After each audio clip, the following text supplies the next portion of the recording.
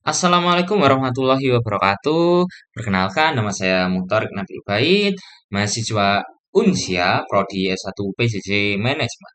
Jadi di video kali ini saya akan menjelaskan terkait ujian akhir semester mata kuliah kewirausahaan. Nah, di sini saya akan melakukan activity report penjualan produk, di mana saya mengambil studi kasus Skorin CPNS, yaitu website yang saya buat sendiri, produk siap jual, nol transaksi, membedah penyebab kegagalan penjualan karena memang belum sama sekali terjual. Nah, di sini terdapat 6 bagian laporan. Pertama, bab product overview, kemudian promotion strategi, kemudian consumer profile, kemudian kompetitor analisis, kemudian sales report, dan yang terakhir kesimpulan. Nah, untuk yang pertama, produk overview. Web aplikasi latihan soal seleksi CPNS. Nah, Skorin CPNS ini merupakan web latihan soal seleksi CPNS yang dibangun agar pelamar bisa berlatih dalam kondisi menyerupai ujian sesungguhnya. Nah, kita bisa kunjungi laman tersebut melalui link di bawah ini, tryout slash CPNS slash mu .vercel.app. Nah, di mana Skorin ini menyediakan 7 paket soal, di mana 2 paketnya gratis, kemudian 5 paket premium lainnya yang eh, totalnya itu kurang lebih 770 butir soal lebih. Nah, kemudian pekerja atau eh, orang yang mencoba latihan itu mendapatkan 2 kali kesempatan, di mana sistemnya itu berupa sistem pengerjaan ulang dan pembahasan tiap soal. Kemudian juga ada fitur anti kecurangan di Skorin CPNS ini, di mana fiturnya berupa lock screen lock full screen, kemudian deteksi pindah tab, dan auto submit. Jadi ketika eh, orang sedang melakukan tes CPNS ini, scoring CPNS ini, ketika mereka mau keluar dari lock screen, otomatis mereka akan langsung terauto submit. Jadi mereka sama sekali dihadapkan kepada realita tes seperti pada umumnya itu. Jadi tidak bisa mendapatkan bantuan dari internet dari manapun karena memang harus fokus mengerjakan di sini. Untuk harganya sendiri, untuk harga fitur premium, nah itu terdiri dari 77.000 per paket. Nah, pembayaran masih manual melalui via WA. Kemudian promotion strategi, evaluasi strategi gagal total karena memang tidak pernah ada eksekusi.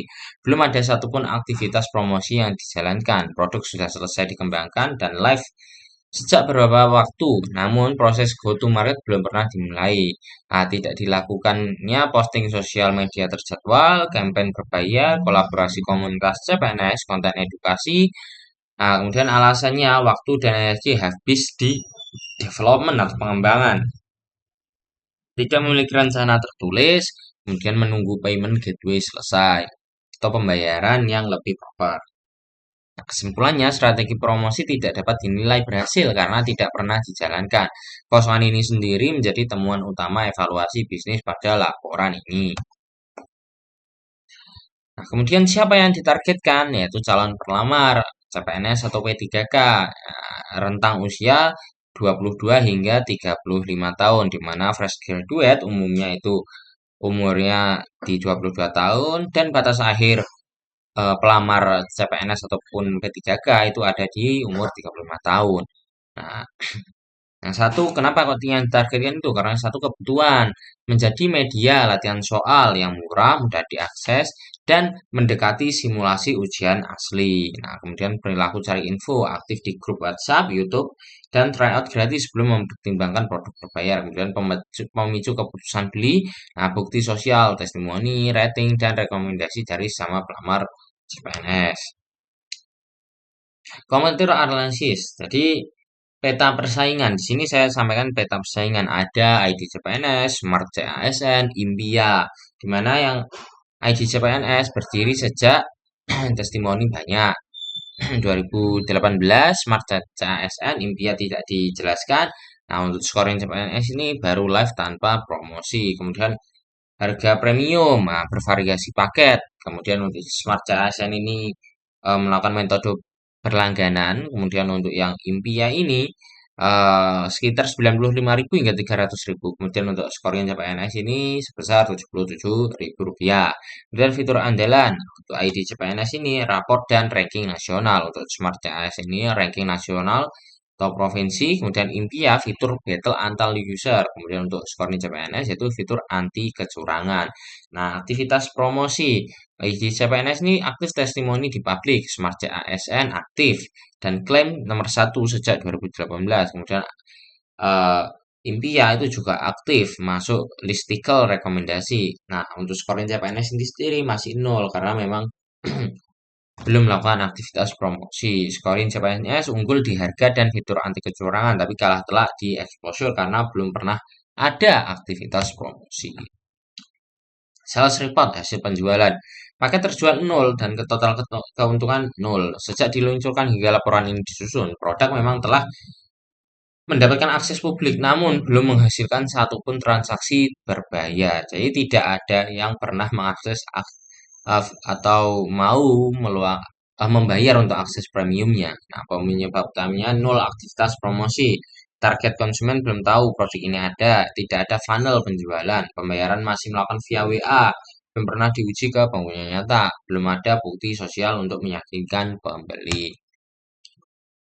Kesimpulan pembelajaran dan langkah selanjutnya. Produk baik saja tidak cukup. Nah, kualitas fitur dan harga bersaing tidak otomatis menghasilkan penjualan tanpa distribusi. Jadi kita memang tidak bisa membuat produk yang bagus tanpa adanya aktivitas promosi gitu. Promosi harus direncanakan sejak awal. Jadi kalau memang kita ini berusaha ingin go to market, ya harus dari awal kita rencanakan, disiapkan sejajar dengan pengembangan. Jangan hanya kita fokus ke development. Itu.